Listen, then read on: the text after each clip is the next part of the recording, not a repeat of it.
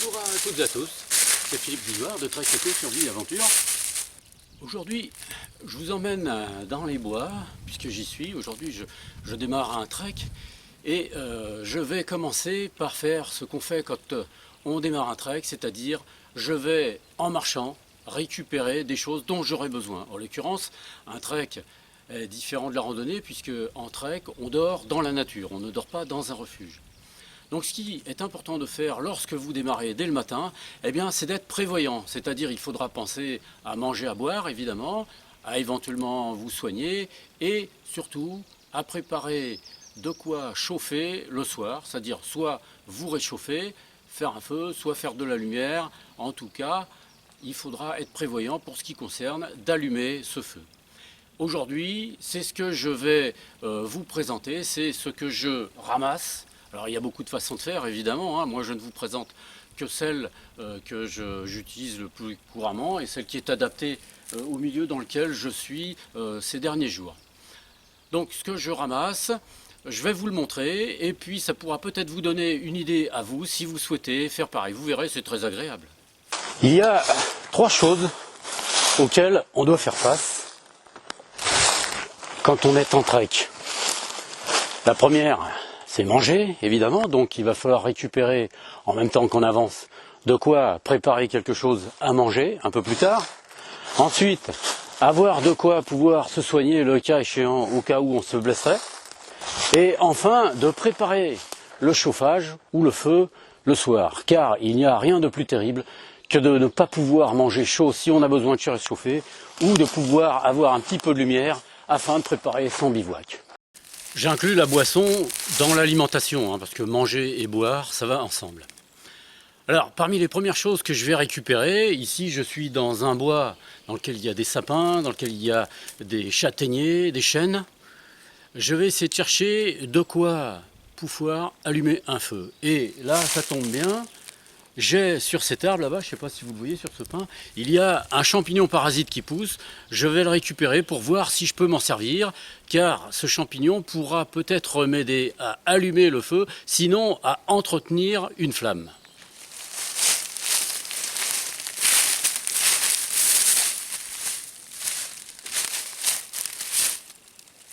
Là c'est le champignon parasite que je vais récupérer.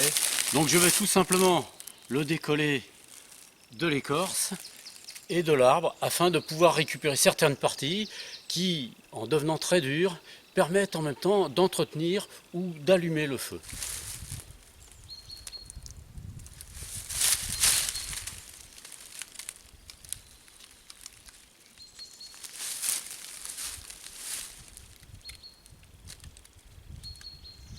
Voilà.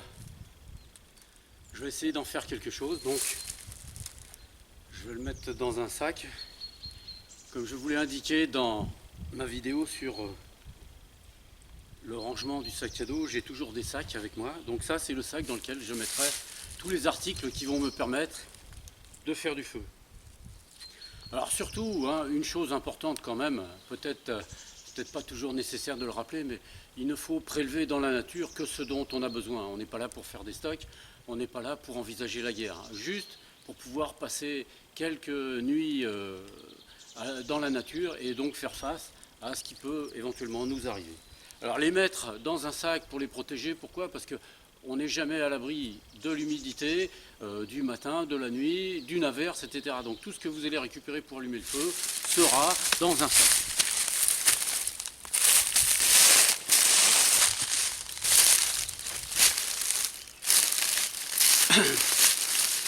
Tant que j'y suis, je vais ramasser quelques pommes de pin. C'est bien pour allumer le feu aussi, ça.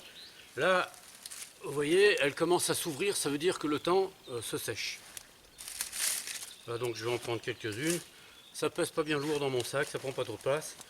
Et puis, je ramasserai peut-être quelques épines de pin, un peu de fougère bien sèche si c'est le cas. Et pour l'instant, c'est déjà pas mal. Je vais essayer de chercher un autre produit aussi, dans la mesure où je trouve un sapin ou un pin plutôt qui en possède. Je vais essayer de trouver de la sève qui coule. Vous savez, cette résine qui coule sur les bords de certains pins quand ils ont des chocs. j'ai beaucoup de chance ici parce que je viens de trouver un pin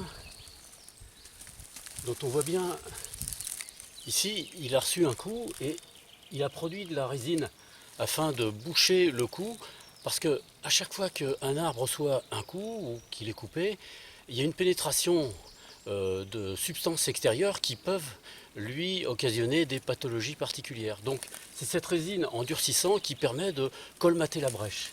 Par contre ici elle a coulé et vous voyez, elle est tombée en partie sur les épines ici et elle a formé un bloc un peu plus bas là. Donc je ne vais pas enlever la résine qui a servi à l'arbre à colmater sa blessure, mais je vais récupérer celle qui est en bas, celle qui est durcie, parce qu'elle s'est stockée simplement parce qu'elle s'est mise dans un interstice de l'écorce. Il faut savoir que la résine est très inflammable lorsqu'elle est durcie. Lorsqu'elle est fraîche, par contre, elle a un avantage qui est terrible. C'est que si jamais vous vous blessez, si vous vous coupez, la résine fraîche est antiseptique. Si vous n'en trouvez pas de la fraîche, parfois, ce qu'on fait, on fait une petite entaille sur un pin qui est assez jeune, mais une petite entaille. On attend une petite demi-heure que celui-ci dégage sa sève et on la prend pour pouvoir appliquer sur les coupures, les griffures ou ce qu'on a. Bon là, c'est pas le cas. Je vais prendre cette sève qui est ici.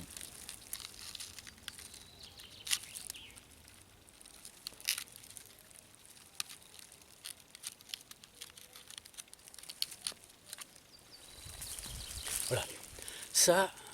Ça aide énormément pour allumer un feu parce que c'est très inflammable.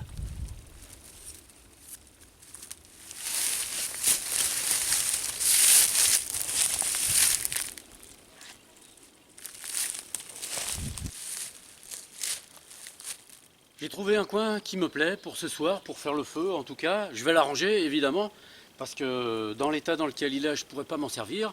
Mais ici, ce qu'il y a de très bien, vous voyez, cet arbre est abattu et la souche est sortie, formant un gros trou. Donc moi, ça va me permettre d'utiliser le trou pour faire le feu à l'intérieur.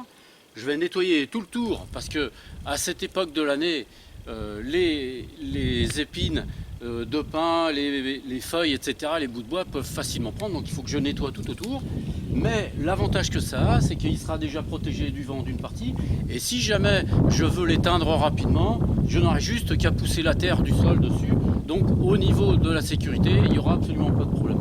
Évidemment, il faut que j'arrange les abords, hein. Il faut qu'au moins sur 2 mètres autour, j'ai absolument enlevé tout ce qui pourrait s'enflammer. Voilà.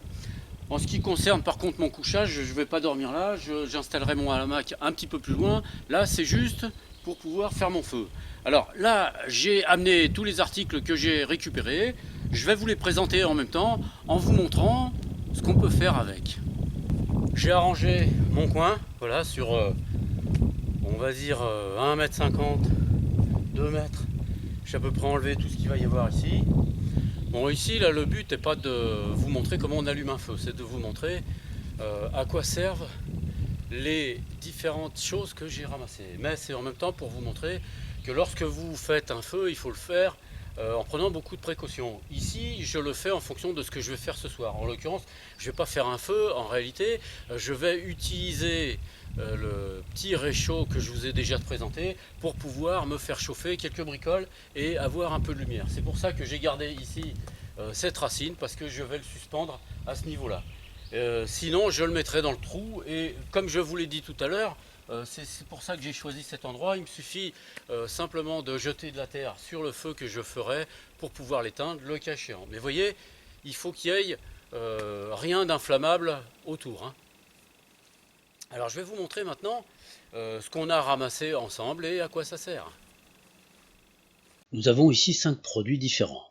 Un champignon parasite très dur, des branchettes de bois bien sèches, des pommes de pin aussi sèches, des aiguilles de pin et de la résine.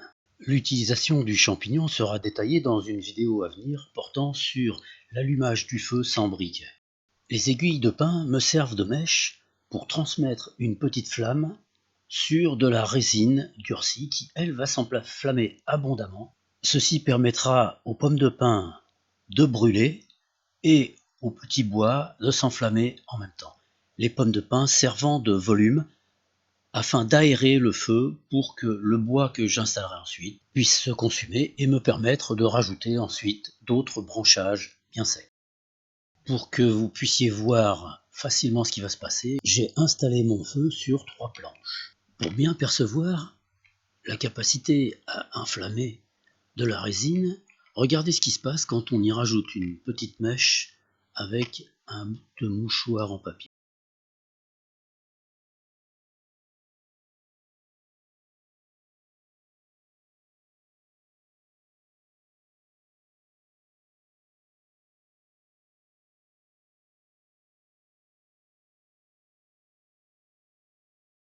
En se liquéfiant par la chaleur, la résine s'enflamme très facilement. C'est elle qui produit la fumée noire que vous voyez. Passons à son application dans le feu que j'ai construit.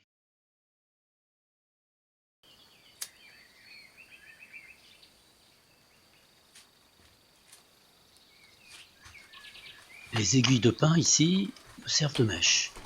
J'ai en même temps disséminé quelques toutes petites boulettes de résine sur leur chemin. Les pommes de pin servent à créer un espace dans lequel le feu pourra se développer et qui empêche surtout les branches d'écraser le feu, ce qui pourrait l'étouffer. Lorsqu'il va se développer, rien ne l'empêchera de consumer les pommes de pin et les branches.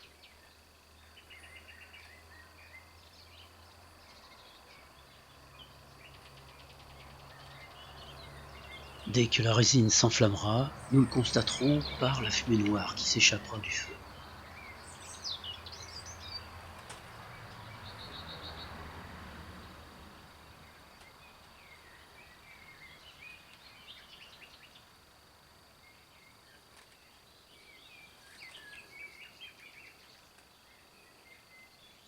Ça y est, la résine a commencé à prendre, le feu va s'étaler abondamment d'un seul coup. Comme vous le voyez, j'ai coupé une tranche du champignon parasite que j'ai posé à côté de la résine et des pommes de pin. Celui-ci va servir à garder la braise du feu et à entretenir le feu auprès de la résine. Les branchettes et les pommes de pin ont maintenant commencé à brûler. Je vais pouvoir commencer à y adjoindre de nouvelles branches.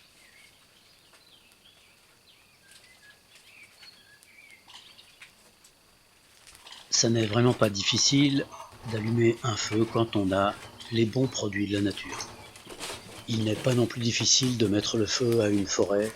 C'est pourquoi il faut toujours rester très prudent et associer à ce qu'on fait des consignes de sécurité strictes.